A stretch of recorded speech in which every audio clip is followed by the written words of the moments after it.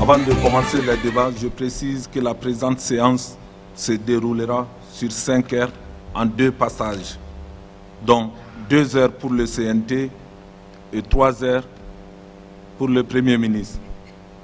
S'agissant du déroulement dans un premier temps, la parole sera donnée aux membres du CNT pendant 1 heure.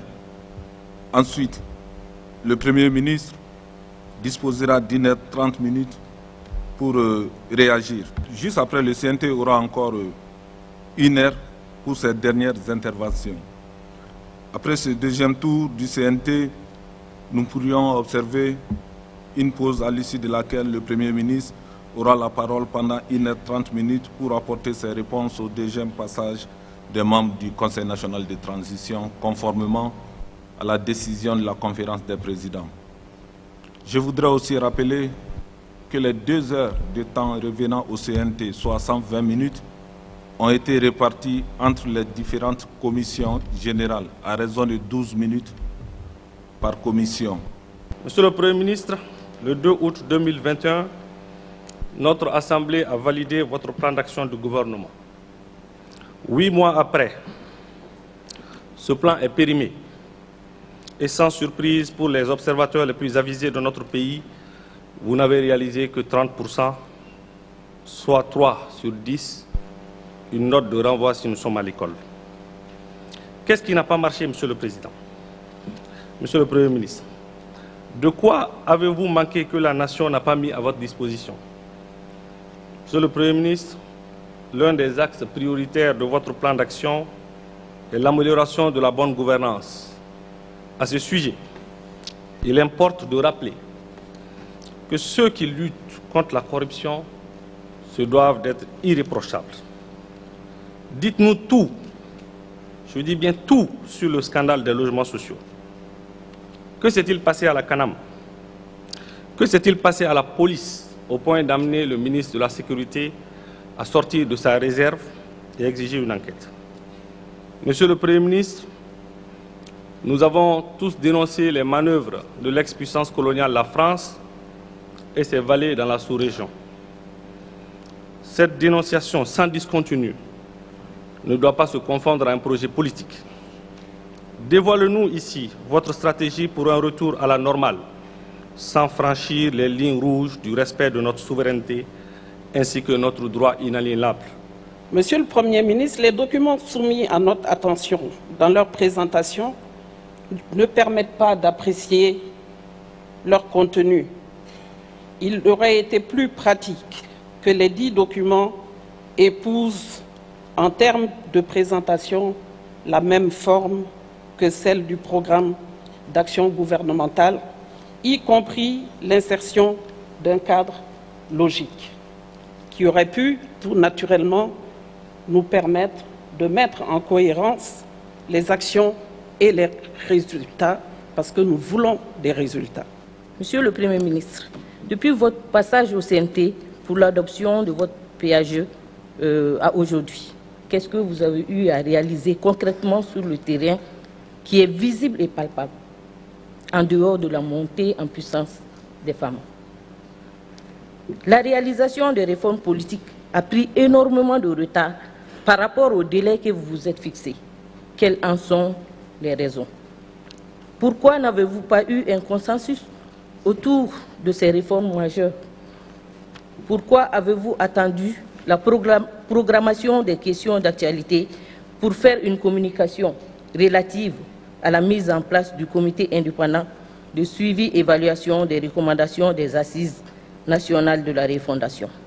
À quand la suite?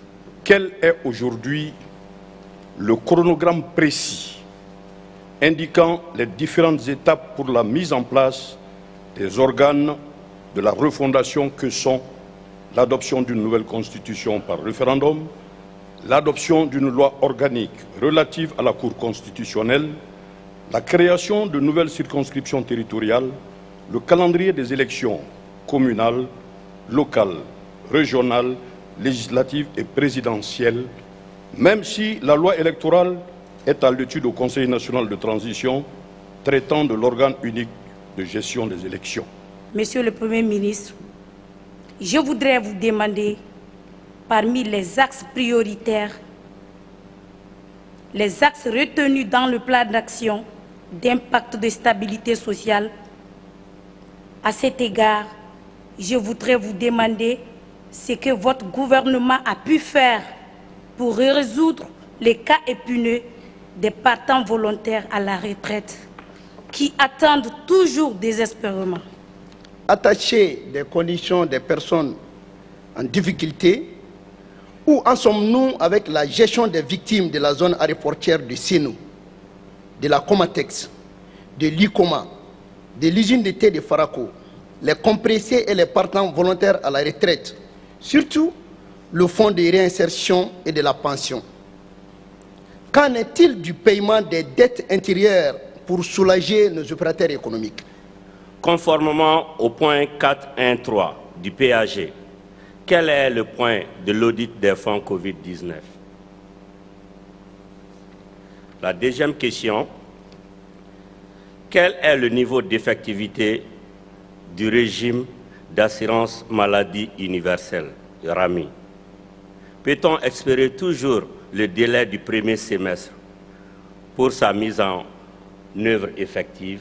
Sur la base du bilan du gouvernement de la transition que nous avons reçu le mardi 19 avril 2022 à la descente, il s'agit bien de ce document que nous avons reçu en catastrophe le mardi, tout près. Si nous devions l'examiner et venir le présenter aujourd'hui, ça serait extrêmement difficile.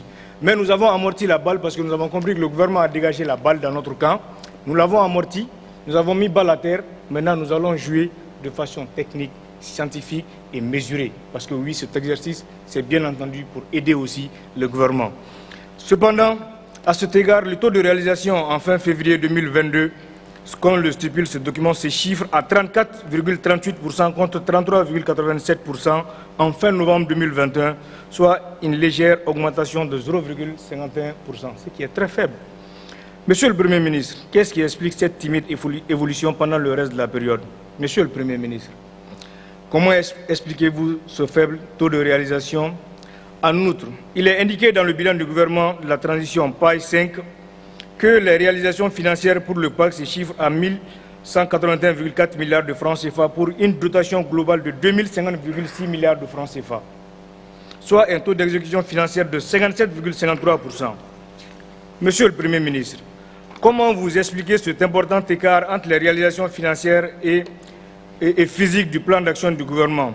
En vue des élections à venir, ne serait-il pas plus judicieux d'abord de procéder à un recensement général de la population, puis à un recensement administratif à vocation d'état civil, afin d'établir la nouvelle carte d'identité biométrique de manière plus fiable et plus sécurisée? Monsieur le ministre, les Maliens et les Sérères ont beaucoup de soucis par rapport aux réformes institutionnelles, à la gouvernance. Et cela m'amène à poser certaines questions. Monsieur le Premier ministre, concrètement, quel mécanisme prévoyez-vous pour la représentation des Maliens établis à l'extérieur à l'Assemblée nationale? Où en est-on avec les enquêtes sur les tueries et exactions des 10, 11, 12 juillet 2020 à Sikasso, Kaï et Bamako? 3. Par rapport à l'action d'identification du nombre de déplacés et réfugiés, pouvez-vous nous présenter les résultats de l'évaluation trimestrielle des mouvements de population comme libellé dans votre rapport? Axe 1. Le renforcement de la sécurité sur l'ensemble du territoire national. Première question. Monsieur le Premier ministre, les retours effectifs de l'administration dans les zones affectées est un élément important de votre PAG. Est-ce que vous pouvez nous affirmer ici que l'objectif assigné à la date de février 2022 a été atteint? Si oui, citez-nous les zones où l'administration est des retours de façon effective. Je ne parle pas de nomination, mais de présences effectives. Chers collègues membres, nous allons suspendre la séance pour 30 minutes et elle reprendra à 12h45. La séance est suspendue.